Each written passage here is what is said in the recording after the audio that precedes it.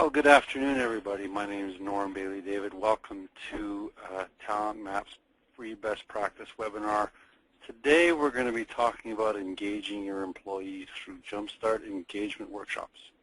I would just like to take a quick second to introduce myself because I'm relatively new to Talent Map. My name is Norm Bailey David, as I said before, and I just joined in January. And I'm the Senior Vice President Consulting, and essentially what my role here as Talent Map will be is to really expand the consulting side of the engagement practice that we have here. And that means really taking employee engagement surveys to the next step. What I'm hoping to do is work with our clients who, as a result of their demand to find out what we do after an employee engagement survey. Clients have been asking us, and they've been asking Sean Fitzpatrick, our CEO, and others who work here, now that we have the results, now what do we do? Up till very recently, the organization hasn't necessarily been structured in the best way to do that. And now that I've been brought on, I'm hoping to do that with you. So what I want to talk about today is essentially looking at how we can do that and how we can incorporate some of the principles and ways of working that I bring with more than about 25 years of experience in both organizational development, employee engagement, survey research, and marketing. That experience that I can bring to the table, and a lot of the crosswalk type of things that we've learned or that I've learned over the years working in marketing and R&D and new product development, specifically in creativity. Let's take some of those ideas and apply those to employee engagement. Before I get started, I just wanted to bring your attention to a couple of things that are going on. Essentially, what we're going to be talking about here today is a part one of a two-part series in Jumpstart workshops. In part two, which will be on Thursday, March 27th, at noon Eastern or 9 a.m. Pacific, is the second part of today's webinar. Today we're going to talk about how to basically put together and run a Jumpstart workshop. And in part two on the 27th, what we're going to do is really look at a lot more of the creative techniques that we will be using, and I think that'll be clearer as we get into today's session. Otherwise, you can see Talent Map in Halton on March 11th. Here in Ottawa on March 27th at the HRPA chapter meeting, and at the HRIA conference in Calgary on April the 9th. So let me just tell you a little bit about Talent Map very briefly. Talent Map has been in business for about 15 years. We've done more than 7,000 employee engagements since that time, over 1 million employees. We do more than 500 engagement surveys annually. However, we really only have one focus, and that one focus is employee engagement. We don't do customer satisfaction surveys. We don't do marketing research.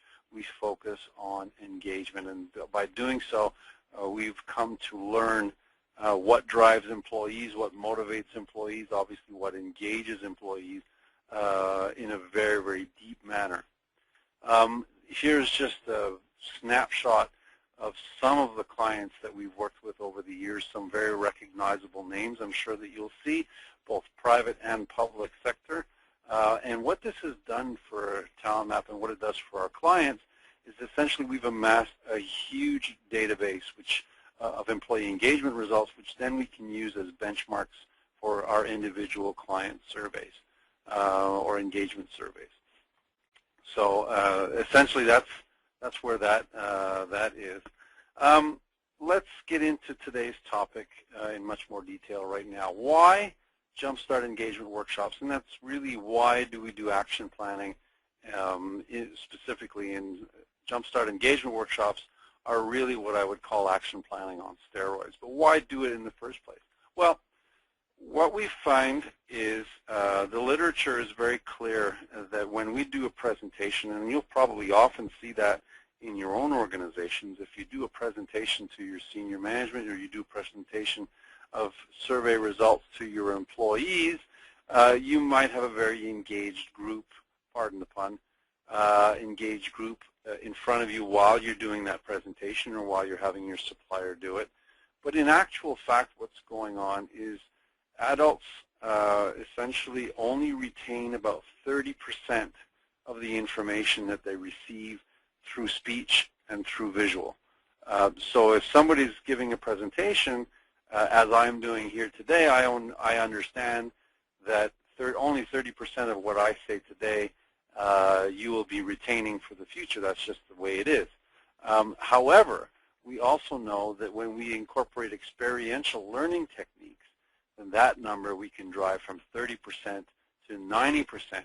And there's even more research that says that that number can go from 90 to 95% if the folks who learn then go ahead and teach the same subject matter on. So as in a train-the-trainer type of process, that's where we see the link between listening or the survey results that come from engagement and actual success in implementing them.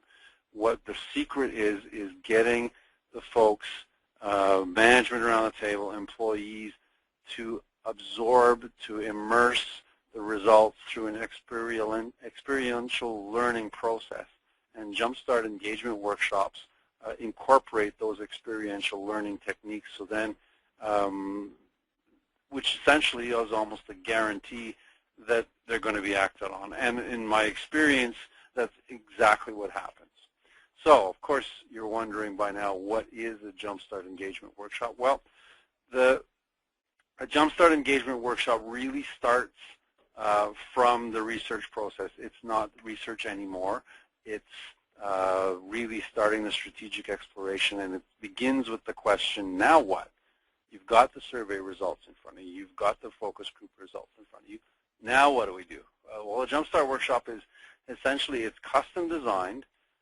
So you do it for your own organization. This isn't something you buy off the shelf. However, the facilitation process is professionally done. So if you don't have professionally facilitated trainers in your own organization, then I highly recommend that you engage somebody who has the proper training to do this. Essentially what it will do, a Jumpstart engagement it helps socialize, internalize the research findings with a team from across your organization. Really the output, and that's what's most important about a Jumpstart engagement workshop, it results in concrete action plans. Now you might be thinking, well, our action planning process does that. Well, the concrete action plans, and I'll get into a direct comparison in a slide or two. Essentially what we're doing is we're incorporating creative lateral thinking techniques and experiential learning to drive creativity into those action plans. So what I often see in organizations is people that have been there for a long time working on old problems, they're going to come up with old solutions. I'm sure that you've seen that yourself. When we inject some creativity and experiential learning into the process, we can break that vicious cycle, and Jumpstart workshops are meant to do just that.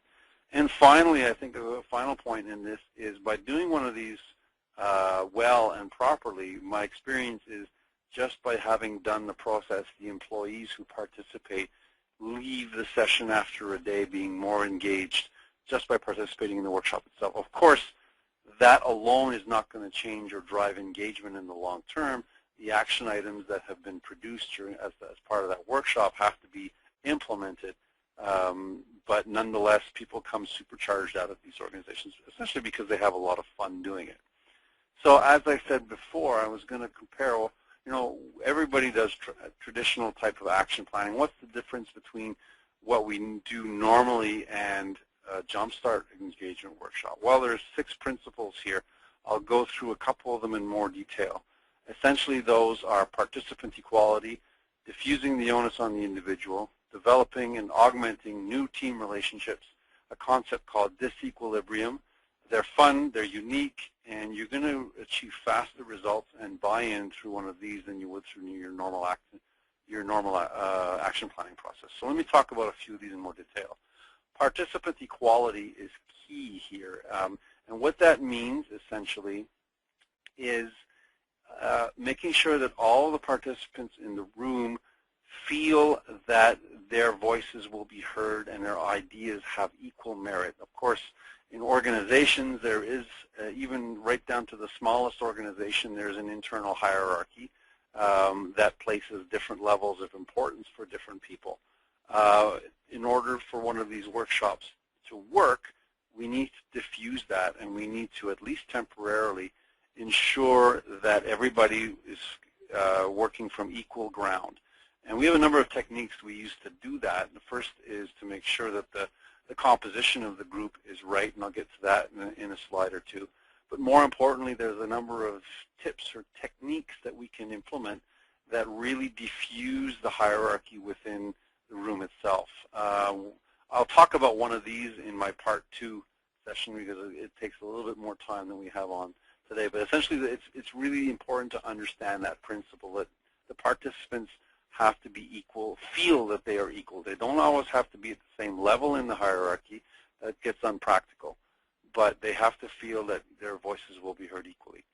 Another key here is diffusing the onus on the individual. I'm sure you've often seen in the aftermath of a survey, when you get people together in a task force, a workshop, a focus group, or call it what you will, people are reluctant, or some are very boisterous or vociferous in their comments, but often people are reluctant to get down or to reveal the true issues that are on their mind. And that's because there's a feeling, A, of potential retribution, but B, they just don't want to be singled out as the source of an issue, of a problem in the organizational environment. And we have to diffuse that feeling.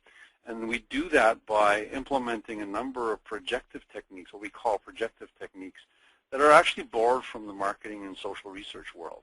And an example of a projective technique that we use in brand research, for example, is we ask, well, if the brand were a person, what kind of person would that brand be? If Coca-Cola were a person, what kind of person would Coca-Cola be? And then we get individuals to start projecting an image around that. Well, the same thing works here in the engagement environment. Instead of a brand, we say, well, if we have an issue in teamwork in a specific group, well, if we can say, imagine Joe Q salesperson is standing here, and we can ask a whole series of questions. And as people articulate around Joe Q salesperson, who is now a fictitious character, but in their environment, they project their thoughts and feelings. And then by doing so, they get the issues out on the table without having the onus on the individual. So that's key. Augmenting new relationships and team, that's a very important side benefit of Jumpstart workshops. And because people, it happens because people solve a problem together and have fun doing so. And by doing so, you're actually doing a little bit of team building, even though that's not the fundamental or the primary objective of this session. I think this fourth one is probably the most important of all of them, and that is creating a sense of disequilibrium. And what that means is essentially what we want to do is we start with an issue. We start with an issue such as teamwork, and then we phrase or play with that issue to create a state of a problem state or something to be resolved. That is a state of disequilibrium or uncertainty. People are uncomfortable in a state of disequilibrium. So when we put creative exercises in front of them, essentially what's happening is they focus their minds around solving that issue and returning to a state of certainty or equilibrium. And I'll give you a concrete example of that in a couple of slides. These sessions are fun, they're unique, they're high energy, they're motivating. We use a lot of movement, we use a lot of senses or sensual stimulation beyond sight and sound, as you would in the presentation. And because people are moving a lot, they become less inhibited, and as they become less inhibited, they become more creative. We don't, a common myth about these types of sessions is, well, okay, well, it's just rah-rah, rah-rah, sis, boom, bop type of cheerleading, and that's not the case at all. Fun is a fundamental ingredient of creativity, so we need to create a fun atmosphere in order to lessen inhibitions, and then once we do that, people they let their creative side take over, and that's what we need for these things to work. So we do have fun, but we're not having fun just for fun's sake. And finally, because people are acting, they're doing, they're moving, the results will be more concrete, and of course the buy-in, the whole uptake of the ideas that come out will be a lot quicker than in the normal traditional action planning process. So, moving on to what's involved. How do we actually put one of these together? Well, there's 4 steps, and I'm going to go into each of those in some detail. Step 1 is really about setting the scope and prioritizing the insights, the issues that we want to talk about. Jumpstart Workshop is really going to focus on a few number of things that are really important in driving engagement, and they come from your previous research or your survey. Once we've identified those, we then go into a session design and planning phase where we use those insights to develop a series of creative exercises and plan the session around those. Of course, number 3, we actually conduct the full-day workshop.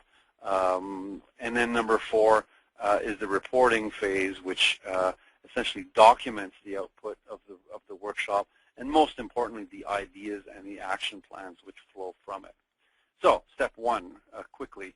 The first thing, as you're coming out of an employee engagement survey, this is usually what's happening, or some sort of process where you've identified issues. The first thing we need to do is really select a number of high priority issues to be explored in action in the workshop.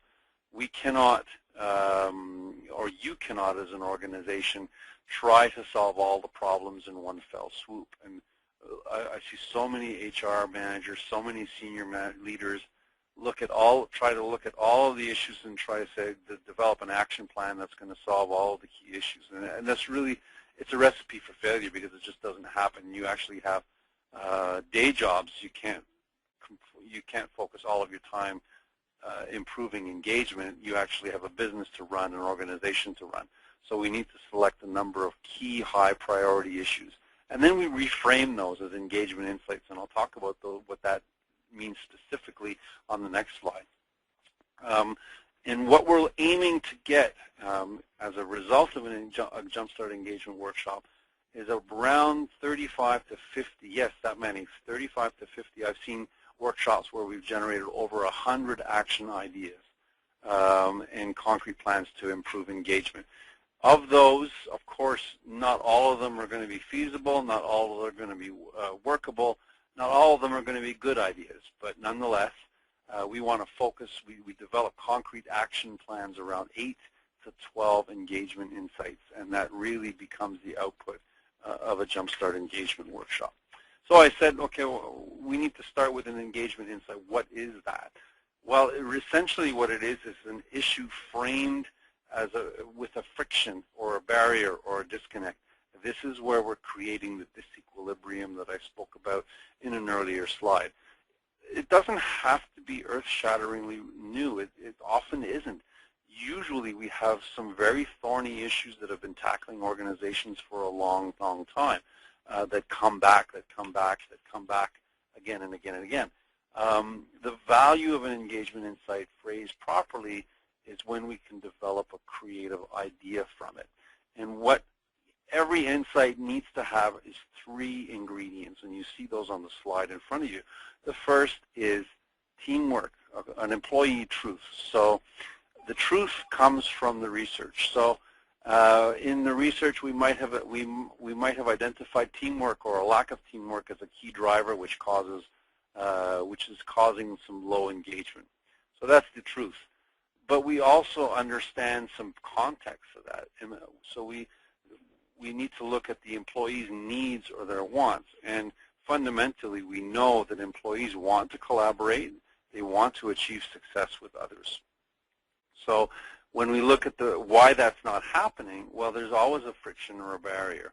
And in this case, we can articulate that as many feeling that others receive credit for the success and they do not. So what started out as an issue that we thought was teamwork, really the barrier or the disconnect becomes quite obvious that it's more than teamwork. The key here, the friction here, is how do we resolve a recognition issue around teamwork. And then we generate a creative exercise around that insight to find out, to develop ideas as to how to resolve that friction or that barrier. So, and that's what happens when we start section 2, which is the design and planning. As I said, these are custom design. You do this specifically for each time you want to do it. It's going to be different. This is not something that comes off the shelf. And then we use best practice. We use projective techniques that I talked about before. We use our specific facilitation techniques like problem solving, lateral thinking, and tapping into various thought centers to develop exercises around each of the engagement insights that have come, that we've developed from the research step 1.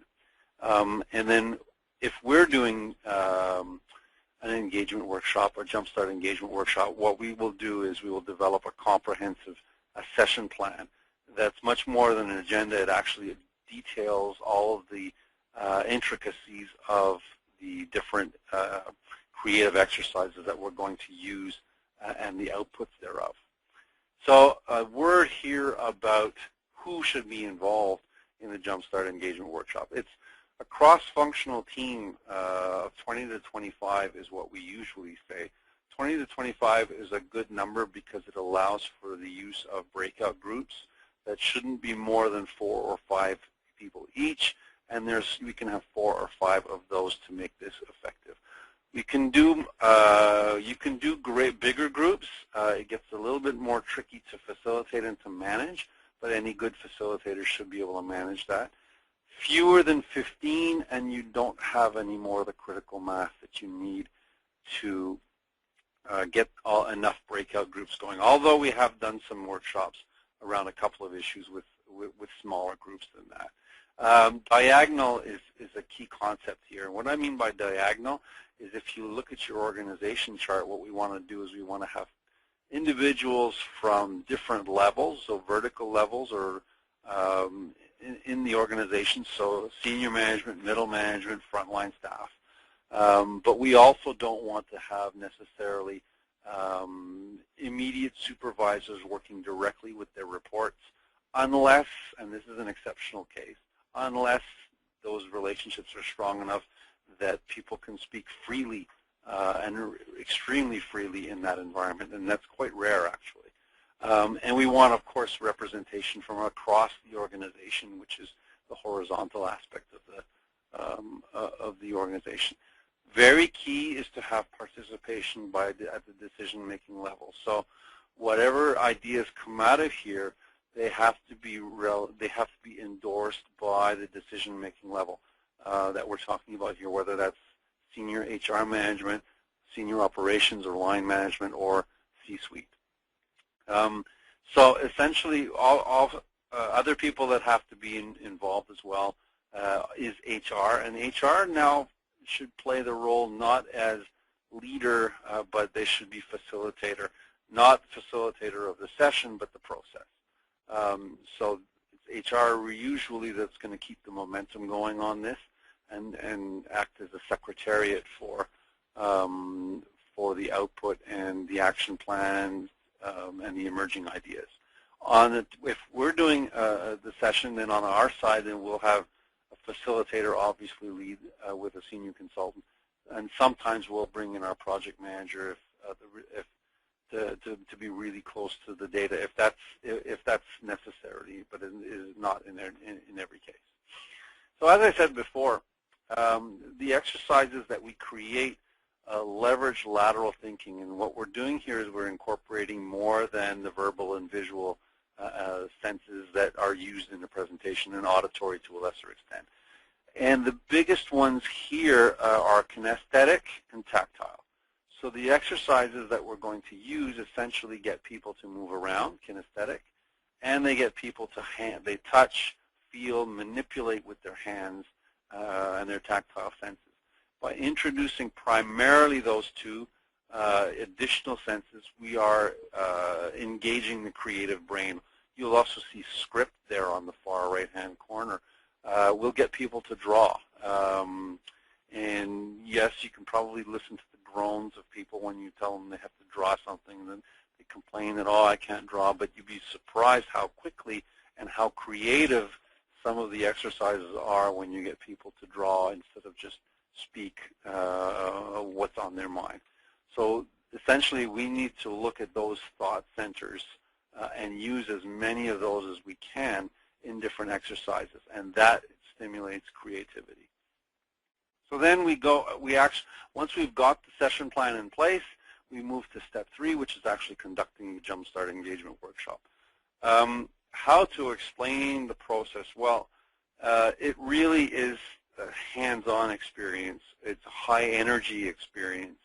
As you can see in the photo, although the photo doesn't do it enough justice, you see stuff that's on the boards. I think if you can visualize an empty wall, and this is part and parcel of the workshop. We start with an empty wall, and throughout the course of the morning, that wall gets filled, and I'm not exaggerating, I'm saying filled with a number of cards. You see them in the background of the picture there, with a number of cards, and on each card is a different idea to improve engagement, which is focused on the engagement insight that we spoke about before.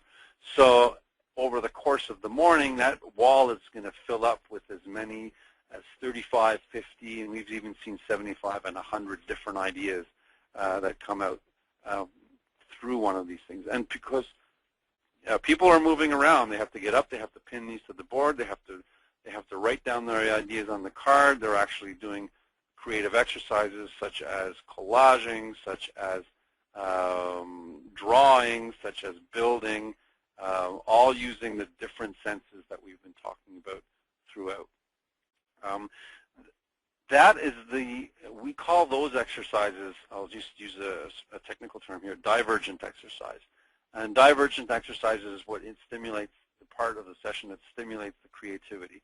We diverge into smaller groups, and it's smaller groups that essentially provide the creative input into the process. We don't stop there. We certainly don't leave you with a large number of unworkable ideas. More important to the session is what we call convergence. And in convergence, which we do in the afternoon, is we take those 35 to 50 ideas, we prioritize them, or I should say that the employees do that as part of the exercise. We give them an exercise to prioritize. They prioritize based on a number of criteria, which essentially is which one of the ideas is going to be the best to improve engagement and is workable. So they select a number of those ideas, and then we give them a third exercise, which I'll tell you about in a minute, called PPCO, plus potential constraint and opportunity, which allows for the expansion and development of an idea from an idea into a series of activities, which then form the basis of an action plan. And that's how we go from the creative juices in the morning to a series of concrete action plans, which essentially is the output of your session. A couple of examples of some of the exercises. I talked about projective techniques. One exercise we use quite successfully and quite frequently is called paper dolls. And what paper dolls is essentially it's the personification of an employee in, let's say, a problem child area of the organization where we know employee engagement tends to be lower. And then we have people, employees from all parts of the organization or in their separate groups personify a fictitious employee, not just by describing them, but again, we incorporate the different senses by using collages. So we'll throw a whole bunch of old magazines on the table, scissors and glue sticks, and then through those, we'll get them to answer a number of questions about this fictitious employee, Joe Q employee, what they think. And these go beyond work. We want to understand what drives the individual. So, of course, people are making this up, but they need a basis to do that. And what they're actually doing is projecting their individual thoughts and feelings onto this fictitious employee through pictures, through images, and in a very, very powerful fashion. So one of the results is, you can see on the bottom half of that image on this slide, is a depiction, and then as they debrief that exercise, they're telling us, or all of the issues that would not come out or would not be articulated in a normal discussion using just sight and sound come out. And then once they're out on the table, they then can be ideated. Now we have that sense of disequilibrium, and then we have folks generate the idea cards I was talking about to resolve those issues, and then the ideas flow like water. This is where they really come out. So that's just one example. I talked about PPCO before: pluses, potentials, concerns, and overcoming concerns. Now this takes place in the afternoon part of the session, and it really is, once we've selected the high priority ideas from the idea wall that has been generated in the morning, we get individual folks as a group to write down on cards the pluses, what would they like about the idea, the potential, where could this lead, most importantly though, the concerns, and this is where the idea then gets evaluated and is brought back to reality. But it doesn't stop there. If it's a good idea, people will build on it. They'll resolve the concerns, they'll review, and most important, put ideas in terms of how to overcome it. And that, listing those concerns plus the pluses at the beginning, that's what forms the basis of a successful and creative action plan. So at the end of the day then, we're left with around 8 to 12, usually around 8 to 12 concrete, well-developed, well-thought-out new ideas in terms of how to jumpstart engagement, to use the proper term in this environment, and we document that. You pull that all together. You have your 35 to 50 idea cards that you can essentially assemble that were the original ideas. You have the 8 to 12 action summaries, or that are the best ideas expanded, and essentially what we try to have done is, after that's compiled in approximately a week to 10 days after the session, is we want to build on the momentum. So a best practice is really to have senior management stand up and commit to this action plan. What we've seen actually happen is, because in many of our sessions, the senior management participants are so enthralled with some of the new ideas that they'll stand up as part of the session close and say, essentially, this has been a great day, and we want to begin by getting these things started on Monday morning. That is really is a best practice, and we encourage management to do that, because it signals to the employees that A, they've been heard, B, their ideas have merit, and C, there's going to be positive change. And that's what essentially is what started the entire process through the engagement survey. This is the culmination of that, and then the implementation phase can begin. So that's essentially what I have to say about Jumpstart engagement workshops. To begin with, it's a little bit of a teaser. Next month, what I want to do on March 27th with you, and hopefully a few more of you, is essentially look at some of the techniques, the creative techniques that we've borrowed from the innovation world. I've talked to you a bit about a few of them. I've talked to you about paper dolls. I've talked to you about PPCO. But there's literally hundreds in our toolkit that we can use it's not rocket science. You can probably find this stuff online. But what I'm going to do on March 27th is walk you through a whole slew of these, so you can then take these and hopefully jumpstart engagement in your organizations. I'll also talk a little bit about co-creation and diverse groups.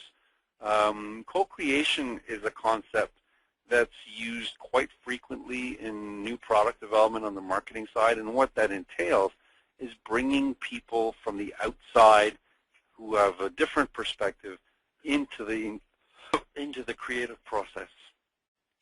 In an employee or HR environment, that means we can bring people from other departments, we can bring people from sister organizations, we can bring people from suppliers, anybody we don't mind sharing our dirty laundry with, and they can provide a new perspective.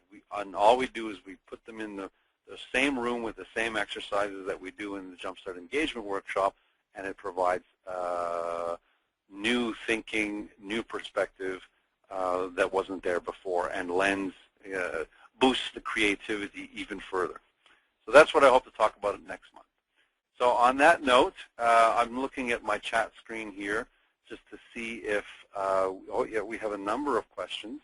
So I will take a second to entertain those. If you just give, okay, so we have a couple of questions. The first one here is, you said, Norm, that this typically is a one-day session. Can we do it in less time? The answer quickly is yes, you can. What drives the number or the time amount that you're going to use to do one of these is how many engagement insights you want to tackle. So typically in a full-day workshop, we'll handle around 6 or 8 insights. In a half-day session, we can probably do 1 or 2 by the time we've done some of the preliminary work and leaving time for the convergence aspect. Of course, we don't have to do prioritization, but you can do this in a half-day.